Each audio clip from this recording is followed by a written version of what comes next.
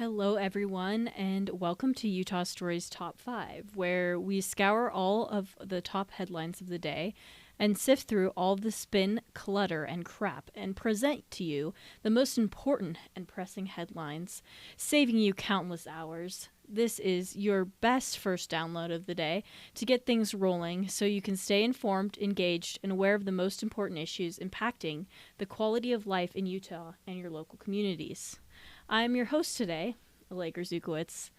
So let's start out with Post Malone performing the national anthem at the Super Bowl. Wow, was that extremely cool and amazing.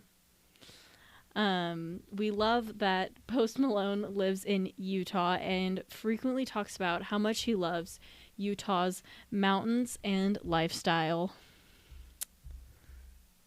Alrighty, let's get down to today's top 5. First, we have lawsuit alleged Delta Airlines overserved man who later ran over and killed wife at SLC Airport. Delta Airlines is being sued and for alleged overserving of a passenger who ran over his wife. Alrighty, number 2, Utah's Mighty 5 ad campaign, The Good and the Bad. Utah Stories has been talking to Moab residents and business owners over the past few years, and we find mixed feelings regarding Utah Office of Tourism's Mighty 5 ad campaign.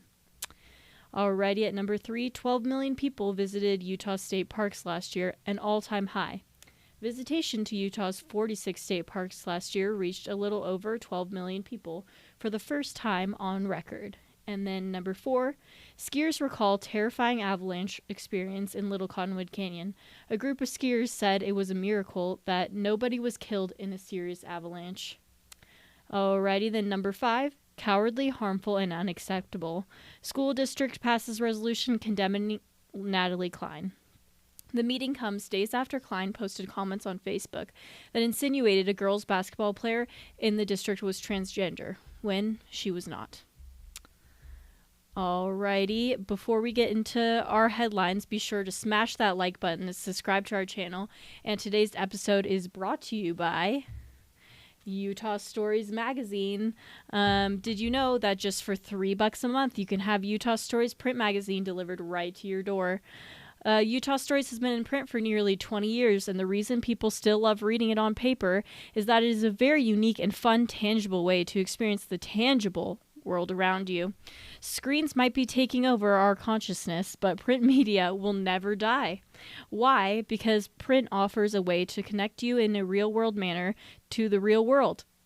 Let's not undermine our real-world communities believing that somehow online communities should replace them. Utah Stories is your connection to the real world.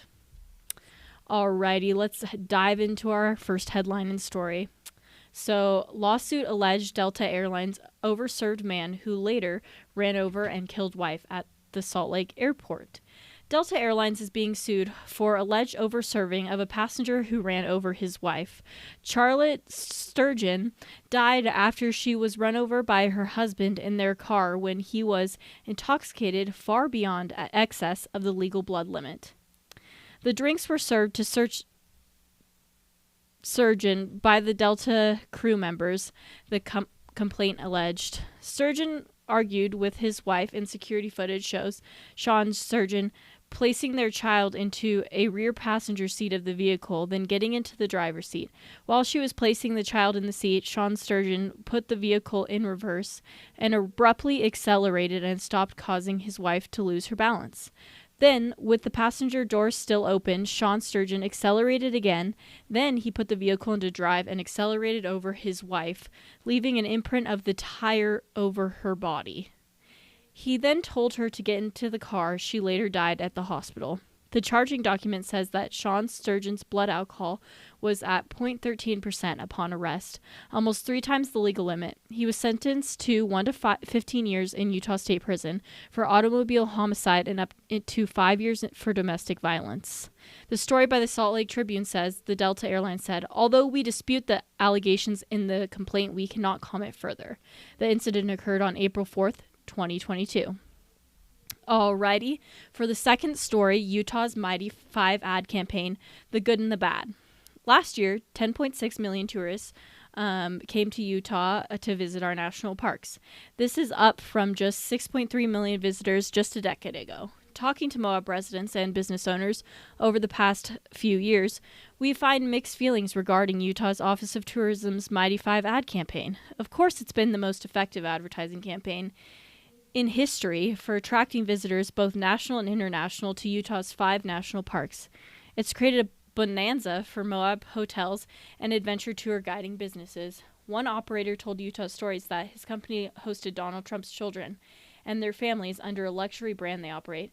Glamping has become a buzzword, as has putting visiting national parks on one's bucket list.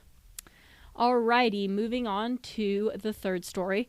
12 million people visited Utah state parks last year, an all-time high. Visitation to Utah's 46 state parks last year reached a little over 12 million people for the first time on record, according to KSL.com analysis of Utah Division of State Parks visitation data. It's a 21% increase from the previous year's visitation total and a 4% increase from the previous record of 11.6 million set in 2021. Alrighty, moving on to the fourth story. Skiers recall terrifying avalanche experience in Little Cottonwood Canyon. A group of skiers said it was a miracle that nobody was killed in a serious avalanche in the backcountry of Little Cottonwood Canyon Sunday. Only one skier was reportedly caught and carried nearly 2,000 feet in a series of slides near Lisa Falls. The avalanche reportedly had a depth of 2 feet, a width of 100 feet, and a vertical of 1,500 feet, the Utah Avalanche Center recorded. Alrighty, moving on to story 5. Cowardly, harmful, and unacceptable. School district passes resolution condemning Natalie Klein. Granite School District Board of Education passed a resolution Friday condemning State of Board of Education member Natalie Klein for targeting a student with false comments.